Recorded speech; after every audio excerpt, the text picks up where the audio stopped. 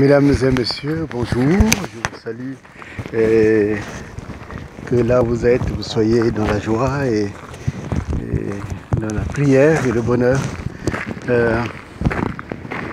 J'ai reçu des communiqués sur l'affaire Kolela, sur les dates d'enterrement qui seraient prévues pour le 11 et apparemment une contestation qui souhaiterait que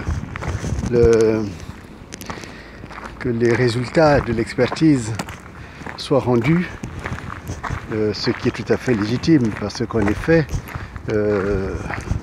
pourquoi se précipiter à enterrer le corps si c'est vraiment le corps de Kolela, et pourquoi en plus, si c'est le corps de Kolela, se précipiter à l'enterrer avant même les résultats de l'expertise, parce que les experts peuvent avoir besoin des éléments corporels. Ces matériaux sont nécessaires pour établir une vraie analyse. De toutes les façons, cette affaire, j'ai envie de dire, n'est plus une affaire. Simplement, avec ce que j'avais démontré, ça nous montre simplement la misère de la politique congolaise. Et je dirais le prestidigitateur qui est au-dessus du Congo, qui se croit établi depuis 40 ans, pour une fois, a rencontré de l'intelligence. L'intelligence qui lui dise que c'est fini maintenant.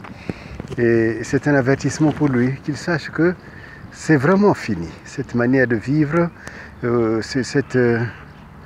cette criminalité qu'il a fait régner pendant plus de 40 ans sur le Congo, touche à sa fin.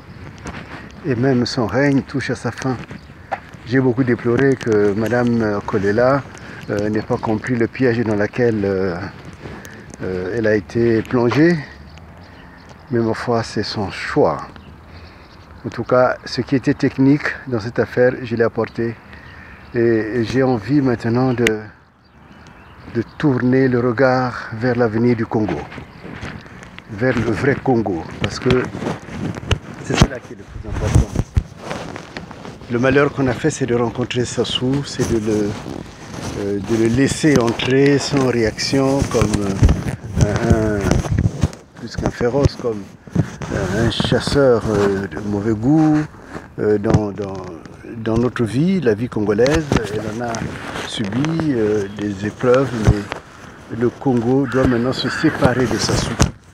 Et c'est même dans l'ordre des choses.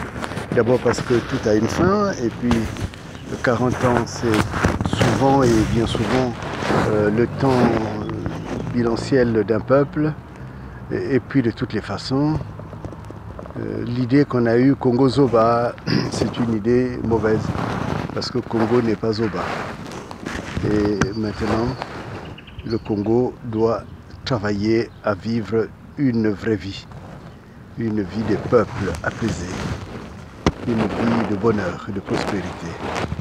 Et c'est à cela que j'appelle tous les Congolais, parce qu'on ne va pas vivre des élucubrations des uns et des autres. Des amis de corps morts dans les avions, ils viennent mentir, et toutes ces choses-là, ce souvenir-là, etc. Il faut arrêter tout ça. C'est pas ça la vie politique. La vie politique, c'est la prospérité. C'est pas du satanisme. La vie politique, j'ai envie de dire, Dieu est politique, et je l'ai toujours dit. Et il aime ce peuple, il aime le peuple congolais. Donc la politique doit changer de cap et de camp. C'est fini le règne du diable sur le Congo. Le règne du crime est fini. Je vous remercie.